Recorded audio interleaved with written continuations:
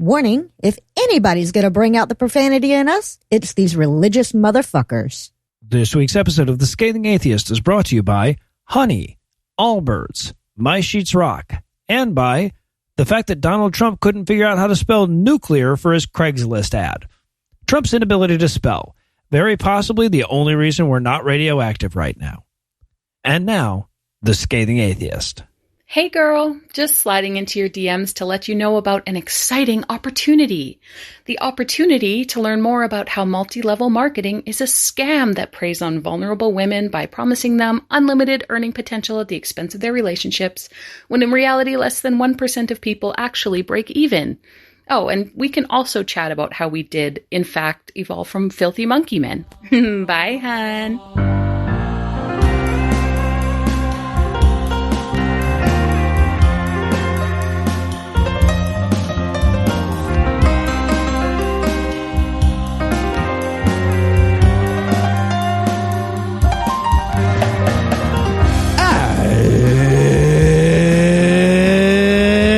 Thursday. It's August 18th. And it's Serendipity Day. On August 18th again? No way. I'm Noah Lugeons. I'm Eli Bosnick. So weird. I'm Heath Enright. And from Count Basie's, New Jersey, Ann Arbor, Michigan, and Waycross, Georgia, this is The Scathing Atheist. On this week's episode, the religion of peace stabs a guy during a book reading. Yep. We have some very good news about carpet shitting. And Anna will introduce us to the musical version of mansplaining. But first, the diatribe.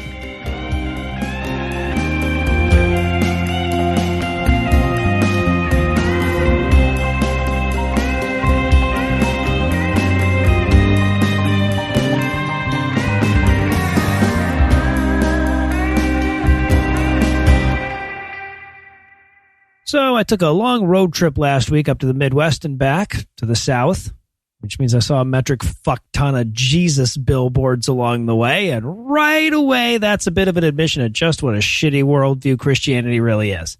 And then, or you never driving down the road, see a billboard for liberalism or positivism or anything like that. They seem to perpetuate their way through the marketplace of ideas based solely on their merit. Weird. But Jesus needs a PR budget, and based on the ubiquity of the billboards, a pretty substantial one at that. Of course, I've seen all these billboards before plenty of times, so there's nothing new about the experience for me. But what really struck me this time around was what a low bar they always set for themselves. And I really appreciate this. Imagine what kind of billboards they'd be tossing up if, for example, prayer actually worked. Right? You'd see signs like, amputated appendage? Try Jesus. Or inoperable tumor? Call us today. But instead, you see stuff like, are you a depressed, broke crack addict with no direction in life? Well, we might be able to help a little, at least. Like, for real, one of the ads that I saw just said, reject gluttony, accept Jesus.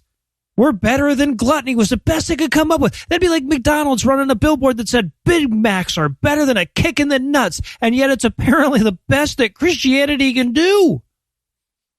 I mean, we all know that Christianity tends to go after its victims when they're at their most vulnerable. Right? Most of the time, that means kids too young to know how to question adult authority yet. But barring that, they go after people who are depressed, addicted, broke, forgotten, abused, or otherwise fucked by the vicissitudes of life. Now, mostly they do this for the same reason that lions target the injured gazelle, right? These people's defenses are down. They're far more willing to nod along with a bunch of bullshit in exchange for a dollop of false hope and community. And that's what we tend to focus on as atheists because, you know, it's unspeakably fucking cruel. Conditional empathy is their stock in trade. And that's plenty to mark them out as the bad guys. But there's also an important tactical advantage that it gives them. Right? People who are at their lowest also only have one direction to go. And Christianity wants to hurry up and inject itself into that person's life quick before that inevitable upswing happens so that they can take credit for it. Things will get better because better is literally the only thing that things have left to get. And Christianity will say, see, God. Even if things don't get better right away, right? It could take forever. It doesn't matter. Scam still works. They could even get worse for a considerable time. That just means you're not Jesusing well enough yet. As long as at some point along the road, things get noticeably better for the person, Christianity will chalk that up as a win for God. Now, that's not to say that religion plays no part in the turnaround. It can. It doesn't have to, right? But it can. It can give a person a new thing to focus on and help them reorganize their approach to life. But in those instances, it's the person doing the reorganization, not the religion, and certainly not the God. If they'd been taken in by an atheist group, a birding club, or a bowling team, it might have offered the same reversal of fortune, no divinity required. But imagine if bowling alleys put that shit in their advertisements. Right? Imagine a billboard for a bowling alley that just said, reject gluttony, try bowling. Bowling and religion are, after all, tied in terms of ability to help you turn your life around. So they've got every bit as much claim to the title as religion does, but they don't bother to make it because there are other reasons to go bowling. Like focusing in on being a good bowler, that can help you learn to appreciate incremental improvements. It can help you budget your time. It can give you a feeling of accomplishment, but it's also just a fun thing to do. All that other shit is so mundane, it's not even worth mentioning on the ad, assuming that you have anything at all to mention, right? Religion doesn't. So they're left with nothing but a claim that could be made about any non-vice activity and some vices for that matter.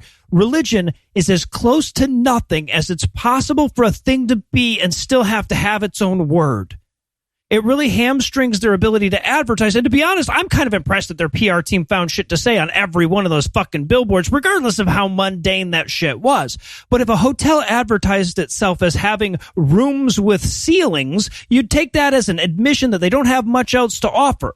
I don't see why that's not more obvious to people when it comes to religion. They're talking about your Jesus. We interrupt this broadcast and bring you a special news bulletin. Joining me for headlines tonight are the divergent and convergent to my transformed boundaries, Heath Enright and Eli Bosnick. Fellas, are you ready to shake things up? Oh, man. Remember when the West Coast was mostly just worried about earthquakes and wildfires? Yeah, now there's apparently a nuclear Poseidon tsunami bomb coming up soon or something like that. An Arctic nuclear Poseidon tsunami bomb. Heath, Noah, you guys are worrying over nothing. There's no way the Arctic nuclear Poseidon tsunami bomb can survive the heat. No, it's that's gonna fair. Be fine. That's fair. And there's no moisture there to feed it. So, all right. So quickly It's before a dry tsunami bomb. Californian listeners break away and slip into the sea, I suppose we're going to pause for a word from our first sponsor this week, Honey. Today's episode is sponsored by PayPal Honey. Oh, man. What about Coupon One? Oh, hey, Eli. What's the matter? Yeah, you're talking out loud to yourself about a problem like the beginning of an ad or something.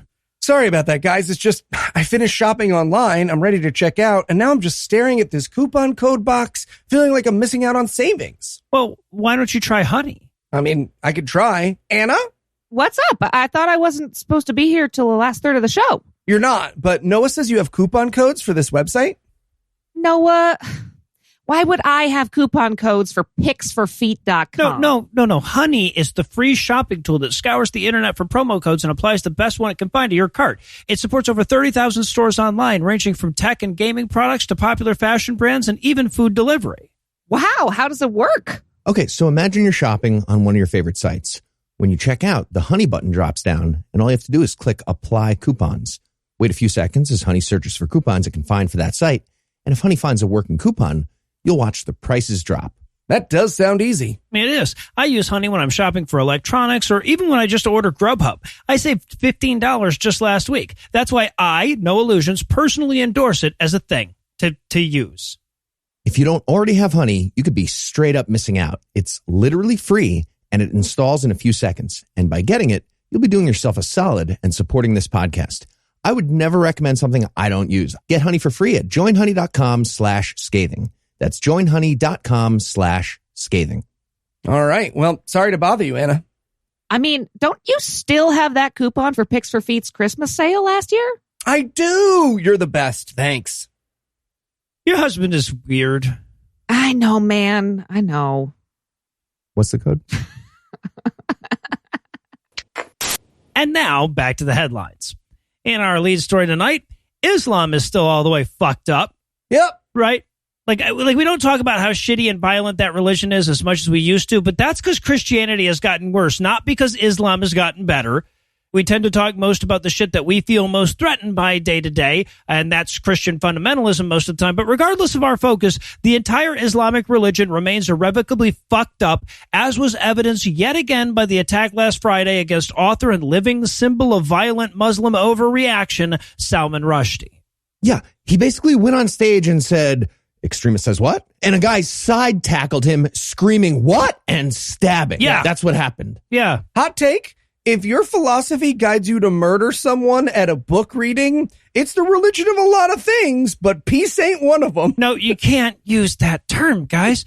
Not your word. Rushdie has, of course, been living under the threat of seven-figure bounties and religious fatwas for 33 years over his 1988 novel, The Satanic Verses. The book was condemned as blasphemous by many Islamic authorities because it pointed out how sometimes Muhammad would rescind Quranic prophecies by going, "Oh, no, that one was Satan pretending to be God telling me shit. That wasn't a real one." And many of those condemnations came with death threats, most notably from then Supreme Leader of Iran, Ayatollah Ruhollah Khomeini, whose threat came in the form of a fatwa with $1 million bounty. Rushdie then spent a decade in hiding, followed by 2 decades of people saying, "Man, you should really be in hiding," followed by Friday's attack. Yeah, just another terrible reminder that book plus X equals stabbing. Yep. And there shouldn't be an answer for that pretty much ever, but religion, great fit for X there. This also means that book plus religion all divided by stabbing equals 1. I don't know how that's helpful, but that's also what it means. No, that's true. Also, just, can we say, little sideline here, following up on a fatwa from the 80s, fucking dated, dude. What did you watch too many seasons of Stranger Things and forget what decade it is? Yeah, Get with the times. right. So fucking Top Gun was in the theaters, and he thought, "Oh, okay, yeah." So the attacker in question was a 24-year-old from New Jersey by the name of Hadi Matar, who rushed the stage of the Chautauqua Institution in Western New York, where Rushdie was scheduled to give a talk about, of all fucking things, the U.S. as a safe haven for exiled writers. And while nobody's officially offering up a motive, you did correctly guess his religion. And the DA brought up the bounty, which has since grown to $3.3 million in the intervening years during Matar's bail hearing. So it's not like they don't know. Well, the Fed raised the interest rate, so hopefully that bounty goes back down a little with the inflation. But still. Okay, but can we take a moment to acknowledge how incredibly insulting it is that major news outlets are standing around whistling, pretending not to know the motive? Yeah. I don't know. Maybe the guy with the fatwa stole his parking space. Like, literally only Islamic extremists want you to pretend not to know why this happened. That's the only people that this helps. Yeah. So the 75-year-old victim was stabbed multiple times in the neck and abdomen, but a group of audience members subdued the assailant before he could finish the job, apparently, because as of this recording, Rushdie is expected to recover from the attack. The degree of that recovery is still unknown, though. His agent says he's likely to lose one of his eyes. And this is, of course, hardly the first time that the Islamic uproar over the Satanic Verses has led to violence.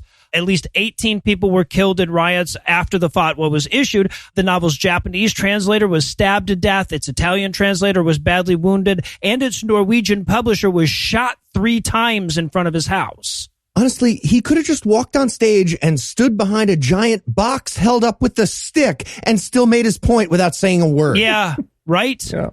Now, for their part, by the way, the Iranian government has absolved itself of guilt altogether, even though the fatwa was never rescinded and has been confirmed as recently as 2019. In fact, in the nation's first official statement on the attack, spokesman for Iran's foreign ministry, Nasser Kanani, said, quote, "We don't consider anyone deserving reproach, blame, or even condemnation except for Rushdie himself and his supporters."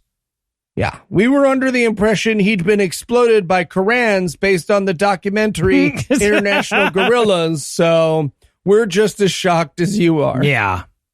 And in checked out news, there are very few places that are more obviously just a public good than a public library. As well as a book lending service, libraries provide meeting space, homework help, computer and internet access to those who can't afford it. Many even offer enrichment programs vital to everyone from new immigrants to the elderly. But, fuck all that, because Christians across the nation are shutting them down because that's where the gay books are. Yeehaw! Yeah. No, right. Well, honestly, as soon as you pluralize book, they're reserving a spot on their shit list for you. What are these people imagining is happening? Just like, apparently lots of kids, 2022, they're going to the library and saying, one physical book about how to be gay, please. We got to stop this. Yeah, exactly. That's ridiculous. Everyone knows that book is Percy Jackson and the Lightning Thief. First up, voters in the Jamestown Township of Michigan chose to defund the library, depriving it of 84% of its 2023 budget, forcing it to shut down because, you guessed it, it had too many books about gay people. With one of the organizers behind the local movement saying, quote, "They are trying to groom our children to believe that it's okay to have these sinful desires. It's not a political issue. It's a biblical issue," end quote. Yeah, what better excuse could you possibly want for political action? Yeah. But that's not all. In South Carolina, the Greenville County schools are forming committees to review any books or materials that are challenged by idiots at the elementary, middle, and high school levels. And that committee will be made up of, real quote, 3 parents with children enrolled in Greenville County high schools, 3 district high school teachers from different subject areas, 1 high school media specialist, 2 non-employees of the school district, and 1 member of the clergy, end quote. Jesus, the list was already bad enough before they got to their partridge in the pear tree. It's great when the people with relevant expertise are always outnumbered, right? Jeez, they had to add and 2 randos to make sure of that, apparently. Plus, Dave, who knows how to work that scale thing to see if the book weighs more than the duck. Yeah, Important. right. Also him. So, yeah, the very bedrock of education and public service is under attack. But I want you to note that all of these things that I just mentioned, they all have one thing in common, podcast listener, and that is voting in local politics and elections. And look, I get it if you can't run for office. I looked into it in my own town in New Jersey, and I almost crawled out of my skeleton at the level of stupid I'd have to pretend to respect. But what you can do is vote. Right? To defund these libraries and make these kangaroo courts and declare the Bible school lunch on Tuesdays, they need you not to vote in your local elections and not to be vocal at your city meetings. So please do those things. And if you, unlike me, can smile at a Republican without cracking your molars, you should also run for local office. Yeah. And also, donate to the local Friends of the Library if you can. And one way or the other, go to the library more. Right? Nothing secures their funding quicker than a full parking lot. Mm-hmm. Another one to keep in mind. And in Harmer's Only News. Nice. If you're a conservative Christian white guy who likes to use slur words for all different groups when you're out at dinner, but without all the judgy scolding from your date and the staff at the restaurant and most of the people around you, there's finally a dating app for you. It'll just be the restaurant staff and the people around you calling you a Nazi from now on, but not your date. The app is called The Right Stuff. It's only for hetero conservatives, and it's launching next month. Get excited. So their business plan isn't exactly dating a site for incels, but it's not exactly not that either, right? It's that. Is it weird that no matter how bad the women are on that app, they still don't deserve right-wing men? So the new app was co-founded by conservative billionaire Peter Thiel, who happens to be gay, and therefore would not be able to use the app he spent a bunch of money on, which does not have any functionality for same-sex dating. Keep it up, Petey. They're going to load you into the train car last, buddy. They promise. Yeah. The other 2 founders are Daniel Huff and John McEntee, both members of the Trump administration. So the whole point of the app is clearly that Huff and McEntee were living in D.C. for 4 years and couldn't get anyone from Tinder to touch their penis. Every single time it was like, yeah. So I actually work at the White House. It's no big deal. Martini in the eye, woman leaves, weepy masturbation at home onto their copy of Atlas Shrugged. That's what happened every time. As it should be. Exactly. Yeah. So that was a problem for them, and they started an app. And their brand messaging is fucking terrifying. Beyond just the idea of Republicans breeding, it's also terrifying for other reasons. On the landing page for their site, it says, quit swiping, scrolling, and trolling the wrong people. There are people out there just like you. Trolling? Who want to troll. Yeah, right. So they're being way too honest about their order of operations on Tinder, or their moms convinced them that it's not an insult. People are just accusing them of asking questions in threes. Either way, it's pretty fucking funny. Also worth noting, the spokesperson for The Right Stuff is Ryan McEnany. Ryan with two N's. Yes, McEnany, the sister of Trump's final press secretary, Kayleigh McEnany. And Ryan Mac does a promo video for the app that is just shockingly bad. It's almost worth a God Awful Movies episode all to itself. It's only 2 minutes long. I still think it could carry a show. During those 2 minutes, she literally doesn't complete more than one sentence without a cut. She doesn't. Seriously, she doesn't. Here's the first 10 seconds, word for word and cut for cut. Quote, "Hey guys, I'm Ryan Cut. I've got to tell you about something I'm so excited to announce, Cut. A dating app for all of us conservatives, Cut. It's called Cut. What? The Right Stuff, Cut." And for what it's worth, I'm the last woman that will be associated with it in any way ever. Yeah. Yeah, they had to cut around her projectile vomiting, and that's not easy. No, that's fair. You know. And it gets worse from there. It's like someone got onto the teleprompter and put in random punctuation as a prank, and she still tried to read it. So we're watching Ryan McEnany getting baffled by random semicolons, but also explaining the bigot rules for The Right Stuff. That includes no pronouns. What? And of course, they only allow for 2 genders. We also learn that women can join for free, but men have to pay, and it's invite only.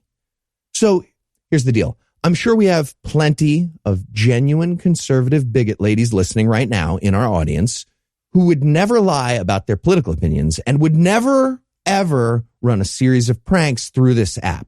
For those people, check out joinrightstuff.com. But seriously, no pranks, and definitely no reporting back to us with the results of those pranks that you would never do. That would be unethical. Right. Don't do that. Yeah, you wouldn't want to troll the wrong people. Yeah.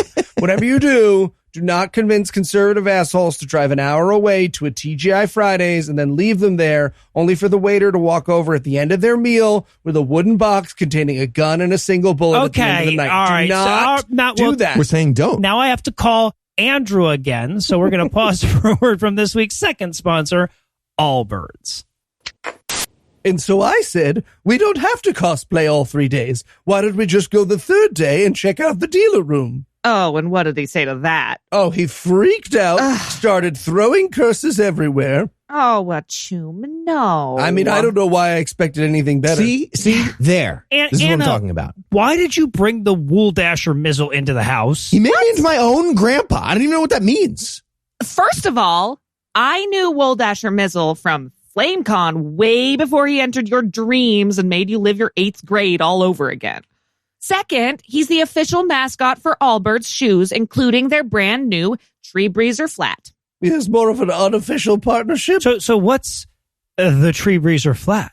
The Tree Breezer Flat from Allbirds is breathable, super supportive, and can keep you comfy from morning to night. Wait, Eli, you knew he was here too? Yeah, he's my wife's friend, dude. I'm sitting right here. I could hear you. This is crazy. Allbirds shoes sent us a pair to try, and they're breezy and comfortable, but so stylish I've gotten multiple compliments on them. That's why I, No Illusions, personally endorse them as a product. Plus, they're made from sustainable materials and machine washable. Lightweight, breathable, and cushy all day, the Tree Breezer is your secret to a comfy summer. Find your perfect pair at allbirds.com today. That's ALLBIRDS.com. Now, if you'll excuse us, Wool Dasher is actually kind of going through some stuff right now. Thank you, yes. Oh, that sounds tough. Yeah. Yeah, you know what else is tough? Being abandoned in the ever-dreaming forest. You said my name. That's on you. He's got a point. You did say his name. I hate all of you. You guys want me to turn him into a mountain stream? No, just let him cool down on his own, man. And in transubstantiation news, we've got an update on what may have been my favorite story we did on this show in the year 2020. As regular listeners to the show will remember, Travis Clark, the former pastor of St. Peter and Paul Catholic Church in Pearl River, Louisiana, was arrested when he and 2 dominatrixes were caught filming themselves having sex on the altar of his church, as well as shitting on the carpet. You might also remember that we were actually worried because all 3 of them had caught felony charges. Well, podcast listener, good news. Our 2 dominatrixes pled down to misdemeanors and will serve no jail time, meaning this story is now 100% a good thing. Well, I mean, there was a baptismal font, right? Fucking there. The carpet is still pretty good, I guess, but still. Well, there's already a bunch of fecal matter in the holy water. That's true. All of it. Like every single time we test it anywhere, ever, in any church. Lot of poop. Whole bunch of poo in there. A lot of poop. Mostly poop. That was the original name for Right Stuff, and it was taken. So, Melissa Chang, 25, professionally known as Mistress Ming, and Mindy Dixon, 43, aka Satanatrix, or Lady V, each entered a guilty plea to a misdemeanor charge of institutional vandalism. They also agreed to return to court next year as witnesses for the prosecution against Mr. Clark, who is charged with obscenity and institutional vandalism, both at the felony level, and it's important to point out, looks as if Frankenstein's monster had been made entirely out of dead sex offenders. Right? His fucking Dali prompt would be Barney Rubble pedophile. Somehow this guy has every recessive thing all at once. Like all of them. It's like every single ancestor he had for 2 million years rolled a nat 20 on recessive. It's impressive in some way. Yeah, he's the bottom left corner bean going all the way back. He has cleft red hair. I don't even know what that means. He has a cleft scalp. So both women received suspended sentences and 2 years of supervised probation. And the case against Clark, and I love this so much, is actually largely based on the fact that while their sex acts were private, Clark chose to shit on the carpet, which the court noted is a pretty public and vandalistic thing to do. Of the carpet, the church released a statement saying, quote, cleaning would be the minimal effort required to restore the carpet's function. Replacement would be ideal. End quote. Well, I mean, it depends on where you genuflect, but yeah. Yeah. So there you have it. A happy ending for everyone who matters and important legal advice that you can take from a podcast. It is completely fine to sneak into a church and fuck on their altar as long as you don't shit on the carpet. Don't think that that's true. Well, that's what I learned. And in Miracle Whip Ya news tonight, you really have to see it spelled out. It looks like Trump isn't the only lie-driven, sexually abusive, dangerous, anti-democratic, conservative cult headquartered in the southeastern U.S. that the Department of Justice is investigating. We learned on Friday that the DOJ also has their sights set on America's largest Protestant denomination, the Southern Baptist Convention, amid rampant reports of sexual abuse and sex abuse cover-ups. According to a statement from 14 SBC leaders, they, quote, recently became aware that the Department of Justice has initiated an investigation into the Southern Baptist Convention and that the investigation will include multiple SBC entities, end quote. Apparently there's gambling in our establishment. We are shocked. Right? Love the SBC. Hey, you open-mouthed ghouls, it's us, your bosses. You're mad at the FBI right now. Well, it turns out that's handy as fuck because they're looking into our thing right now as well. Right, yeah. Everyone pay attention real quick and then please stop paying attention. Yeah. Now, of course, we've been talking about this for quite a while on the show. Back in 2019, a joint investigation by the Houston Chronicle and the San Antonio Express News revealed rampant sex abuse within the SBC, especially in their International Mission Board, which is entirely funded by member church donations. After a huge public outcry, the SBC eventually reluctantly hired on an independent investigator to look into the allegations, and their findings, which were released earlier this year, were far more damning than anything the newspapers found. The report detailed a pattern of cover-ups, downplaying, ignoring, and demeaning victims, and refusals to reform. Oh, and also a list of known abusers that were SBC affiliated that the organization chose to keep secret. Yikes. Wow. Okay, great work by the journalists who uncovered this, but maybe we just make it easier from now on. Have them do a big expose if they find a church that doesn't abuse kids. Yeah, there you go. And that could be the story. Take the Republican approach. We ban all the churches for now, and we can reopen them one by one when they're certain there are no kid fucking. There you go. There, right? Yeah. Sure. You can have churches back at the end of the semester. Yes. But no, you can't. Still no. So apparently all of this shit didn't escape the attention of the Department of Justice, or at least didn't continue to escape their attention after Trump was out of office. So they're looking into it. Of course, the DOJ hasn't confirmed this because that's not a thing that they generally do. But we did hear about it from the SBC leaders, who also announced their intention to fully cooperate with the probe. And who the hell knows how long that'll last. But in the very same statement, they were super clear that this was all about somebody else's mistake back in the day, even though by their own admission, they haven't yet done anywhere near enough to prevent it in the future. The SBC's like, this is somebody else's fault if it happened, which it didn't. Yes. One of us only tells lies. The other... oh, you guys are just going to go through the door anyway because you have a warrant? Dressed up like this for nothing. Yeah, right. And finally tonight, in Lobob's news, we have a story about Lauren Boebert. There's good news and there's bad news. The bad news, she's a member of U.S. Congress who's doing everything she can to... Yeah, okay, let me just start with the first thing. She's a member of U.S. Congress. And she's doing everything she can to further dissolve the separation of church and state, including a new proposal to have biblical citizenship training in public schools.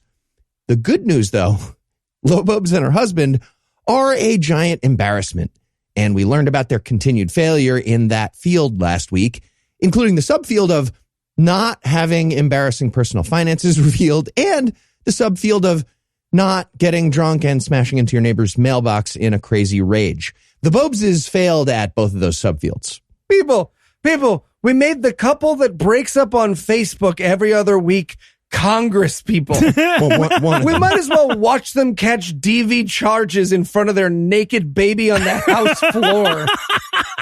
All right, so we'll start with the evil theocracy part.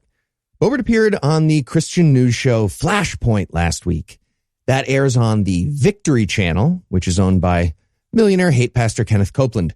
During the segment, she was talking about how Republicans need to galvanize voters before the midterms, and she said, quote, maybe we need to have some sort of legislation that requires biblical citizenship training in our schools, and that's how we get things turned around. Oh, well, I guess once you've taken all the education out, you got to fill them with something, so sure. Yeah, I can't do like second gym or whatever. Yeah. Okay, Lauren Boebert, I'll tell you what. We'll do a Bible quiz, you versus Noah, and if you lose, you have to shut the fuck up forever. There you go. How's that sound? That's fair. And just to be clear, Boebert wasn't just spitballing an idea there. She was definitely talking about an actual class that she knows about that already exists. It's called Biblical Citizenship in Modern America, and it's an 8-week online video course created by Rick Green, a former Texas state legislator, and the owner of something called Patriot Academy. What? And the videos in the course are full of advice from people like Matt Staver and David Barton about how the Constitution is really just an addendum to the Bible. And during the appearance on Flashpoint, Boebert proudly mentions how she took that exact course, which I'm certain includes tactical formations and dive rolls, as they apply to constitutional law somehow. Yeah, right. And okay, kind of joking about that, but I actually checked the website for the Patriot Academy as I was reading the story. They literally have a constitutional defense class at the Patriot Academy that includes 28 hours of firearms training. What? And 12 hours of intellectual training in the classroom. And their video for that class is almost entirely tactical gun pointing. Like walk, jump to the left and point. Like it's so much of that. It also includes one moment with a guy kicking down a door and then they cut right before he does what I'm certain was a very bad dive roll that they couldn't use in the shot. Right, or 100%. He jumped 100%. into the room sideways, firing 2 guns. Right, yeah. Guys, you know that they called it intellectual training because their target audience would be turned off by the concept of learning things if they didn't put an army word in it, right? All right, fellas, there's also 12 hours of tactical sunglasses on the back of your head. Knowledge. Shit, we lost them. We lost them. Not enough modifiers. Yeah, so I promised a bit of good news, too. Here it is. I'll start with Boebert's financial disclosures, which are required if you're a member of Congress.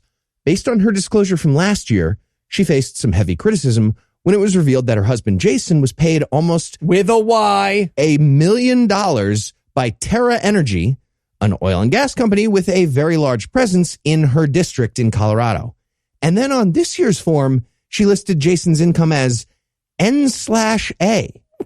So here's the thing. According to the rule, you don't even have to list the exact income. You just have to list the source, which means A, she's fucking dumb and didn't need to mention the $1 million last year. But also B, now we have to assume that this year it was something even worse than Jason getting paid a 7-figure sum while his wife, just by coincidence, happens to continue supporting legislation that helps a very specific oil and gas company in her district. Also, we learned that Jason spent the last year trading thousands of dollars in cryptocurrency on Robinhood. Oh, Jesus Christ. So I know this isn't the point, but how the fuck are they not required to disclose their spouse's exact income? Why not just make it? You have to say the number. That's crazy. That's what we call the McConnell special, Noah. Yeah. Because there's only so much information you can give to the people before they start setting up guillotines, you know? Yeah, and we have one other piece of news from the Bobes file. I love this so much. Police in Garfield County, Colorado, released 911 calls last week from the neighbors of the Bobeses. So you're probably imagining something with drunk idiots and firearms. Well, you're exactly correct. Yep. It's exactly that. You have it just right in your head. And dune buggies. And literally, you were picturing dune buggies, weren't you? Yes, there are. There are going to be dune buggies. Apparently, one of the Bobeses' kids was speeding around the residential neighborhood in a dune buggy, and the neighbors told the kid to slow down. And when Jason Boebert heard about that, he continued being abusively drunk, like he always is, no matter when he had heard that. He jumped in his truck, and he went to confront one of the neighbors. And then he smashed into their mailbox with his truck. Okay, just to be clear, he was driving from his house to his neighbor's house, like feet, not miles, and he crashed. Eli feels attacked. Thank you, Noah, for your support. Okay, he crashed into the mailbox, and then someone from that house called 911 and explained how the whole family is fucking awful, and they're always carrying 19 guns at all times.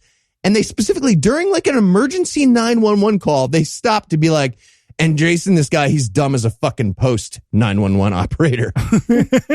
All that being said, let's be fair. Jason was a big crypto trader over the last year. Maybe he crushed it. Maybe he's the one that crushed it. Yeah. I guess what we're saying is that if someone sends this family a big thing of quick fuse fireworks, this problem might work itself out in payroll, people. We could just... All right, well, I guess this marks the second time I've had to clear a joke with Andrew in a single segment, so it might be time to close the headlines off. Heath, Eli, thanks as always. Jumanji. And when we come back, Anna will rock the fucking house. Yes.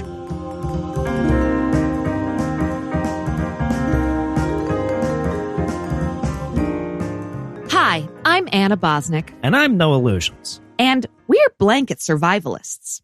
Sharing a blanket with 4 cats and a blanket hog spouse can be hard work. Or a pug and a blanket hog spouse. Exactly. Luckily, in the rare moments that we do have full access to our bedding, we've got the best in the biz thanks to the regulator sheets from My Sheets Rock. Oh, what are the regulator sheets from My Sheets Rock? Heath, what are you doing here? You don't even have to share your sheets. Solo sleepers deserve comfort too, Anna. The regulator sheets are designed specifically to keep hot sleepers cool and cold sleepers comfortable. They regulate temperature, wick moisture, stay breathable, and are so soft you'll sleep comfortably every night. That's because these sheets are made from the best-in-class bamboo rayon, the holy grail of sheeting. This miracle material transfers body heat 2 times more effectively than regular sheets and reduces humidity by 50%, so you can experience your best night's sleep yet. It's true. My Sheets Rock sent us a set to try, and they ended up being our favorite sheets. We even bought an extra pair.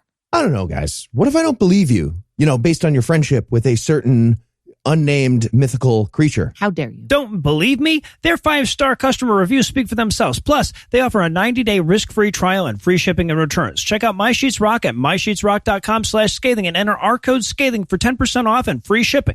That's mysheetsrock.com/scathing, code scathing. My Sheets Rock. Until they invent the blanket winch, this is as good as it's gonna get. Ooh, a blanket winch. That's genius. Right?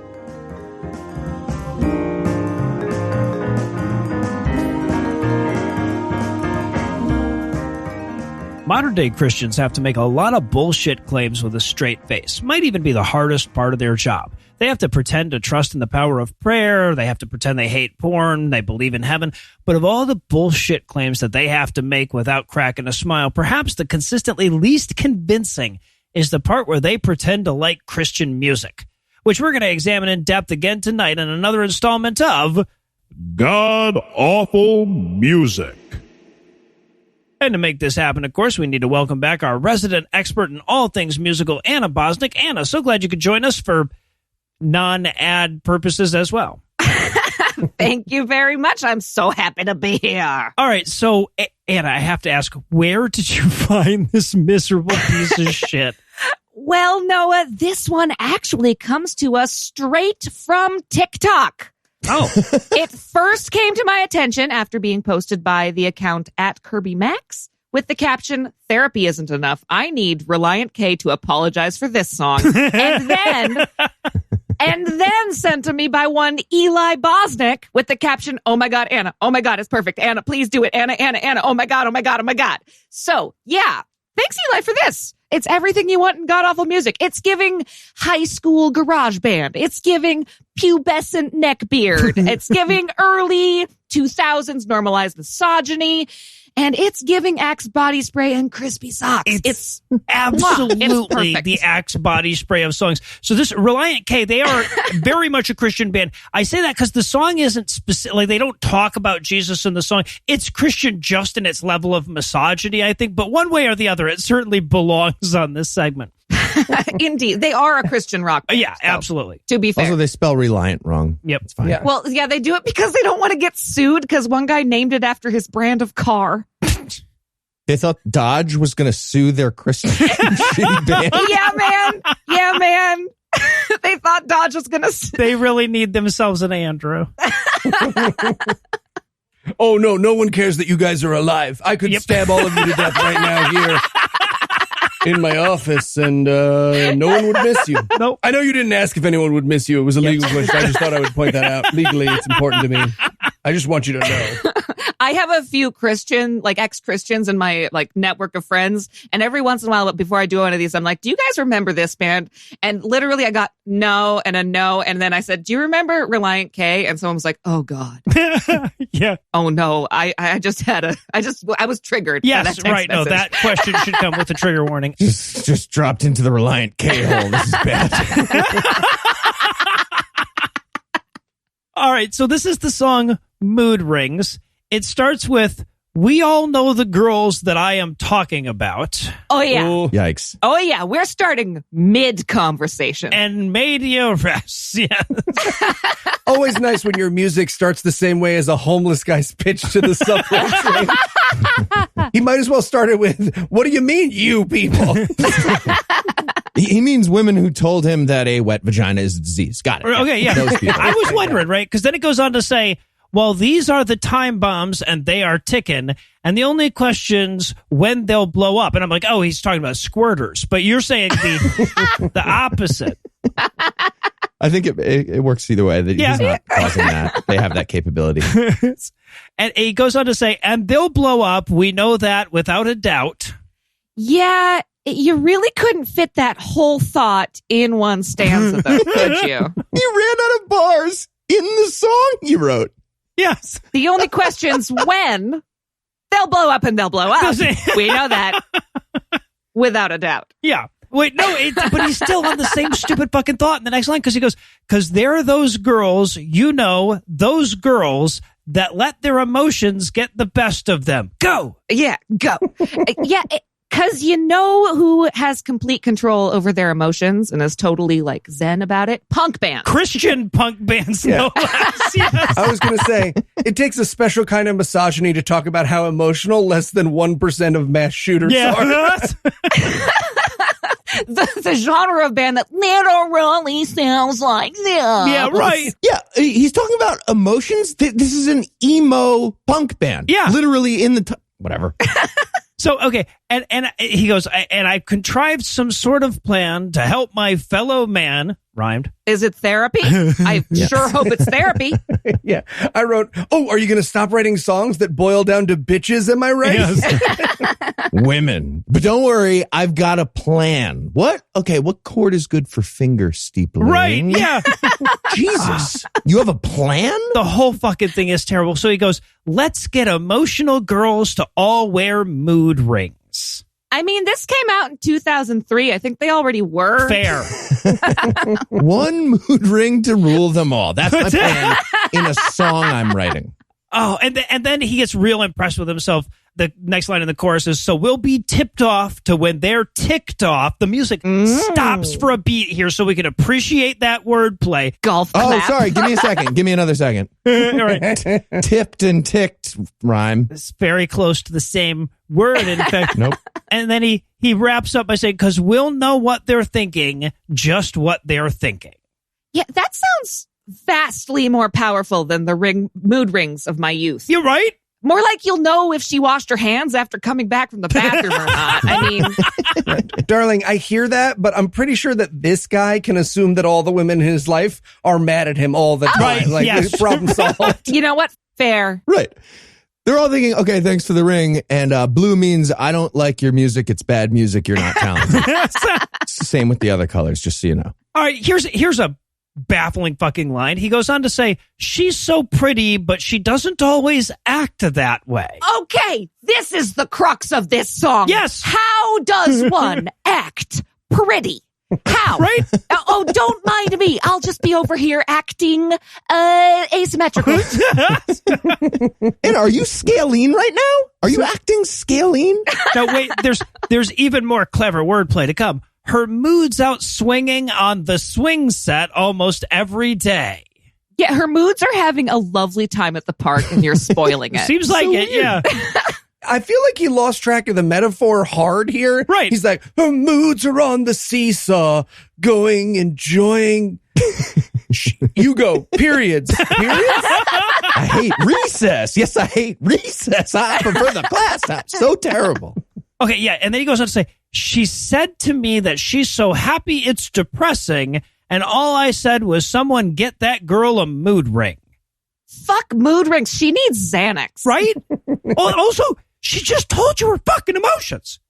Right? She's so happy it's depressing. Even if mood rings weren't bullshit, that's way more descriptive than she's feeling turquoise.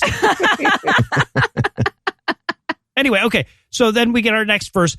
If it's drama you want, then look no further. They're like the real world meets Boy Meets World meets Days of Our Lives. Boy Meets Fuck World you. is a comedy, sir. No, darling. It Yeah, has a dark it's not. side. Heath will tell you. Yeah, it's actually a deconstructionist commentary on the tristesse of suburban mundanity and What? the inevitable march of death, if you really get into it, That's what I got out of it, yeah. Anna. We've been stopping him from doing his own podcast about that show for years. Yeah. Oh my God. Girl Meets World's a similar pastiche. It's got a lot of depth to it. Yeah. It's called For Whom the Bell Tolls. Right? It's a whole thing. And it goes on to say, of women, and it just kills me how they get away with murder. Okay, but that's like a serious crime. She's going to need a lot more than Xanax and a quarter machine tchotchke to get Credit where credit's due. Women do get away with murder a lot more often, but they also murder a lot less than men do. Yeah. So, you know. Oh, sure. Fair. Wait, oh God, I love this line.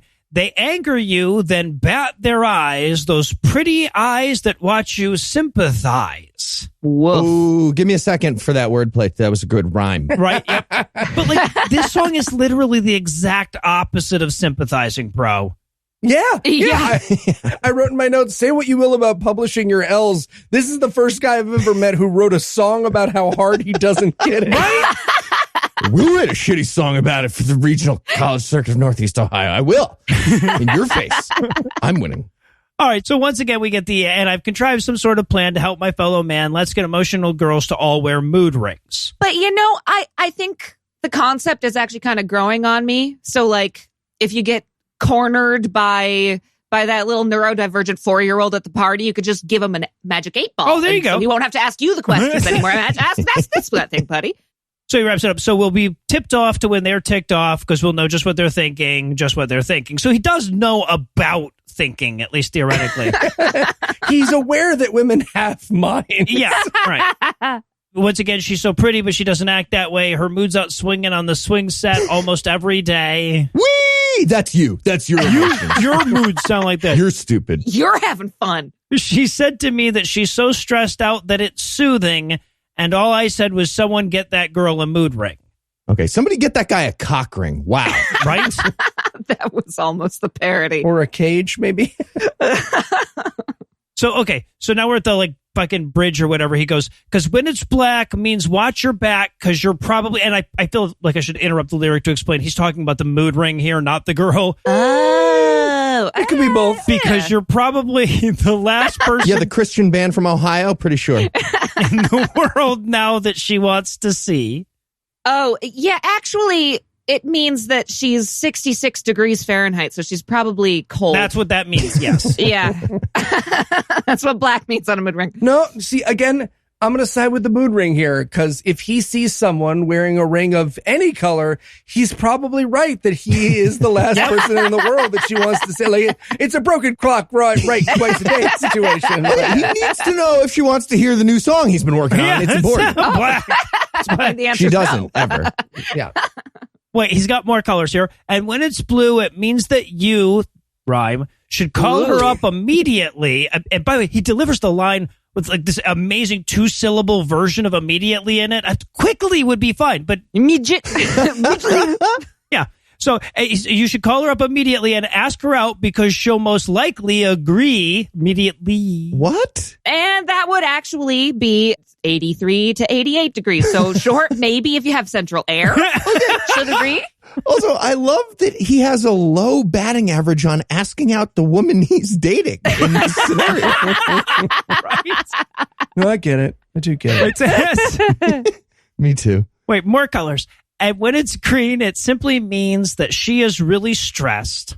Yeah, no. That is 76 to 81. She is having a nice day outside. She is way too busy with her rock climbing and sailing plans. Yeah. Taking a lovely walk to her favorite swing set in the park. There you go. Whee! Yeah, she's good. And then he runs out of colors. Apparently, black, blue, and green are the only ones he knows about because the next line is, and when it's clear, it means she's completely emotionless, and that's all right, I must confess. That's actually a broken mood ring. Yep. Yeah, that's the thermochromic crystal leaked out. You just have a glass ball there, buddy. That's not anything. Which, I should point out, now leaves us with the terrifying conclusion that this guy doesn't know what mood rings are and has just been assuming his mom is always whatever emotion gold is. Disappointed. Gold means disappointed. Gold means married. Taken already. Also, let's not lose track of what a weird desire girlfriend with no emotion is. Right? Like, I'm looking for a catatonic girl myself. Also, what I'm getting from this is I've always wanted a handless girlfriend to match my emotional maturity. I feel like that's the theme. Okay. All right, so he goes, we all know the girls that I'm talking about. She liked you Wednesday, but now it's Friday, and she has to wash her hair. Anyone who has ever taken a shower knows that's not a fucking excuse. Nope. It means fuck off. Yep. It just means fucks off. It means, what the fuck did you do on Thursday, you asshole? Yeah. Yup. Also, she didn't like you on Wednesday. I reject the premise of this entire verse. Get out of here. He goes on, and it just figures that we'll never figure them out. More wordplay. Ugh. First she's Jekyll, and then she's Hyde. At least she makes a lovely pair. I feel like he doesn't know that he's implying she murdered a prostitute. He did not. And then the song changes entirely, and he goes, mood ring, oh, mood ring. Yeah, mood shift. But yeah, right. It felt like the song had credits. We were going into the credits. Epilogue. Special shout out to Mood Rings for being in the song. Song's playing itself off like it gave too long of a speech at the Oscars. Right? Oh Yeah. my God. Yeah, he goes, oh, tell me, will you bring the key to unlock this mystery? Again, vastly overestimating what this thing can do. Right? Of girls and their emotions, play it back in slow motion. That's a rhyme. So I may understand the complex infrastructure known as the female mind. I'm like, neither That is understanding. not a rhyme. No, understanding and minds are not in your wheelhouse, bro. Not going to happen. Neither's infrastructure. You don't know that. Get out of here. Right? The omnibus spending bill. Fuck you. And the song's over, and we get the like little trailing thing where he's like, "Ha, that was terrible." I mean, you said it, bud. Right, but it just was though. Yeah. All right. Well, so that's where the song ends, but it's where Anna's work really begins, because it turns out that there is no musical monstrosity Christianity can make that Anna can't fix. So without further ado, Anna, take it away. We all know the men that I am talking about.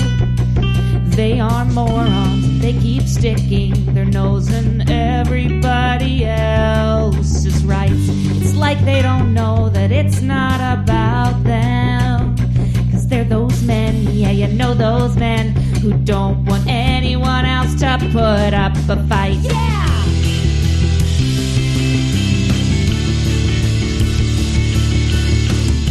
And if I had 3 wishes, I'd use them right now to say, I wish Christian men could control their feelings.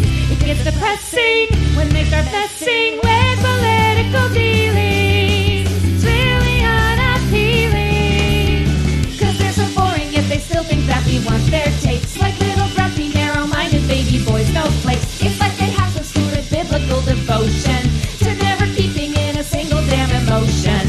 If it's drama you want, then look no further. They're like The Bachelor meets Tiger King meets Housewives of Beverly Hills. Oh my God, Craig, I get it. You're a forced birther and a fiscal Republican and an alpha man, and you've never had to learn a fucking social skill.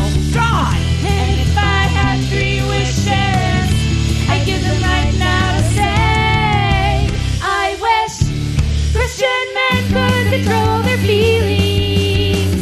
It gets depressing when they start messing with political dealings. It's really unappealing, 'cause they're so boring yet they still think that we want their takes. Like little grumpy, narrow-minded baby boys, snowflakes. It's like they have some sort of biblical devotion to never keeping in a single damn emotion. 'Cause he gets sad when people add representation to any ad or show or movie around the nation. Point out churches covering up abuse and tax fraud. He says there weren't real Christians and that isn't my God. 'Cause he's like, I don't get it, why do people seem to hate me just 'cause I like engaging in spirited debate? He doesn't get that there's a mental fucking consequence for devil's advocate with someone's lived experience. The lack of empathy's intense. We all know the guys that I am talking about, the mental gymnastics that they do just to stay in their little box. They don't know that it's their job to go and figure it out. They just want someone to hold their hands and tell them they're right and then silently listen to them talk. I wish, oh I wish, just listen to this guy bitch about sex ed curriculums in schools. And I have to stay calm, though I want to face palm, 'cause if I get emotional, he'll lose his cool. And I don't know, murder someone or some shit. Thanks once again, Anna. Our audience is the fucking best, so they deserve you, but pretty much nobody else's audience would. Anyway, that's all the blasphemy we've got for you tonight, but we'll be back in 10,022 minutes with more. If you can't wait that long, be on the lookout for a brand new episode of our sister show's Hot Friend God Awful Movies, debuting at 7 Eastern on Tuesday, and an even newer episode of our half-sister show Citation Needed, debuting at noon Eastern on Wednesday. Obviously, I can't out this joint until I thank Heath Enright for taking on the lion's share of my work while I was away. I need to thank Eli Bosnick for a home run of a diatribe last week. Also other stuff, but man, that was really fucking good. Also want to thank Lucinda Lugeons for still being fun as hell to take a road trip with after 25 years of doing it. I need to thank Anna Bosnick once more for helping out so much this week. Also want to thank Brad, Bonnie, Nico, Ginger, Alyssa, Autumn, Vinny, Deb, April, and Jason for making my vacation so fucking good. Also want to thank Janelle for providing this week's Farnsworth quote / reminder that MLMs are super fucked. They are. But most of all, of course, I want to thank this week's and last week's best people: Anaximander, Yonan, Cobalt, Piston, George, Stephen, Andrew, John, ignoring my PhD, Todd, Arnaud, Stanley, Mark, James, Philip, Joshua, Phantom X, Billy, Heather of House Snark, Melissa, Stephen, and Cindy, and Gregory. Anaximander, Yonan, Piston, George, Stephen, Andrew, and John, whose ninjutsu makes our entire defense budget a bit redundant. PhD, Todd, Arnold, Stanley, Mark, James, and Philip, who are so hot they set off fire sprinklers. And Joshua, Phantom X, Billy, Heather, Melissa, Stephen, Cindy, and Gregory, whose IQs are even higher than I got in the weed legal states. Together, these 24 people, machine parts, curious life choices, and long-dead philosophers help make next week's show happen this week and last week by giving us money. If you too want to help future shows happen, you can make a per episode donation at patreon.com/Scathing Atheist, whereby you'll earn early access to an extended ad-free version of every episode. You can also make a one-time donation by clicking on the donate button on the right side of the homepage at scathingatheist.com. And if you'd like to help, but you're still saving up for that doggy in the window, you can also help a ton by leaving a 5-star review, telling a friend about the show, and following at PIATPod on Twitter. The legal services for this podcast are provided by the law offices of P. Andrew Torres. Tim Robertson handles our social media, and our audio engineer is Morgan Clark, who also wrote the music that was used in this episode, which was used with permission. If you have questions, comments, or death threats, you'll find all the contact info on the contact page at scathingatheist.com.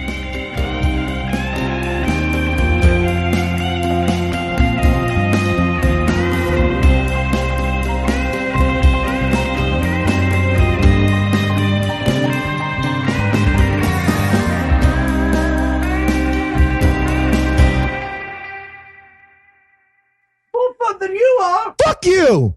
Fuck you. Fuck you, right? I hate you. Fuck you. I hate you. I'll murder you. Oh, no, you can't kill me because I was never alive. God damn it. Morgan, this is all going in the ad. Yeah. The preceding podcast was a production of Puzzle and a Thunderstorm, LLC, copyright 2022, all rights reserved.